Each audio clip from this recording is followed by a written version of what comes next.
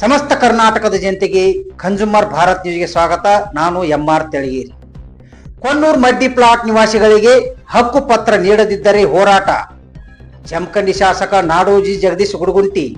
ಹೌದು, ಬಾಗಲಕೋಟೆ ಜಿಲ್ಲೆಯ ಜಮಖಂಡಿ ತಾಲೂಕಿನ ಕೊಣ್ಣೂರು ಗ್ರಾಮದ ಮಡ್ಡಿ ನಿವಾಸಿಗಳಿಗೆ ಮತ್ತು ಸಾರ್ವಜನಿಕರ ಅನುಕೂಲಕ್ಕಾಗಿ ಬಸ್ ತಂಗುದಾಣ ನಿರ್ಮಿಸಬೇಕು, ಸಿಂಧೂರು ಲಕ್ಷ್ಮಣ ವೃತ್ತವನ್ನು ಅಭಿವೃದ್ಧಿಗೊಳಿಸುವುದು, ಶುದ್ಧ ನೀರಿನ ಕುಡಿಯುವ ವ್ಯವಸ್ಥೆ ಕಲ್ಪಿಸುವುದು, ಕೊಣ್ಣೂರು ಗ್ರಾಮವನ್ನು ಕಂದಾಯ ಗ್ರಾಮವನ್ನಾಗಿ ಪರಿವರ್ತಿಸುವಂತೆ ಸರ್ಕಾರಕ್ಕೆ ಒತ್ತಡ ನೀಡಲಾಗುವುದು.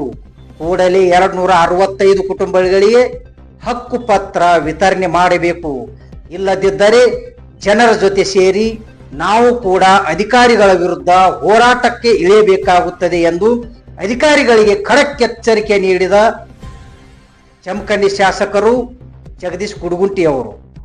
ಈ ಸಂದರ್ಭದಲ್ಲಿ Ajay Kadapatti, Pavan Salunke, Pradeep Nandyappanavar, Shridhar Kambi, tahsildar Anil Badiger, BEO AK Basannavar, JP Shetty, PDO SR Biradar, AD Kutubuddin Khaji, sheristadar Manjunath Dodamani ಮತ್ತು ಗ್ರಾಮದ ಹಿರಿಯರು, ಗ್ರಾಮದ ಸರ್ವ ಜನರು ಉಪಸ್ಥಿತರಿದ್ದರು.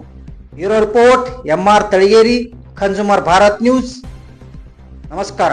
ಸಂಜೆ ಏನಾಯ್ತು, ಅದೊಂದು ಹಕ್ಕುಪತ್ರ ಕೊಡ್ಬೇಕು 265 ಮಂದಿಗೆ. ಮತ್ತೆ ಕಂದಾಯ ಗ್ರಾಮ ಮಾಡಬೇಕು.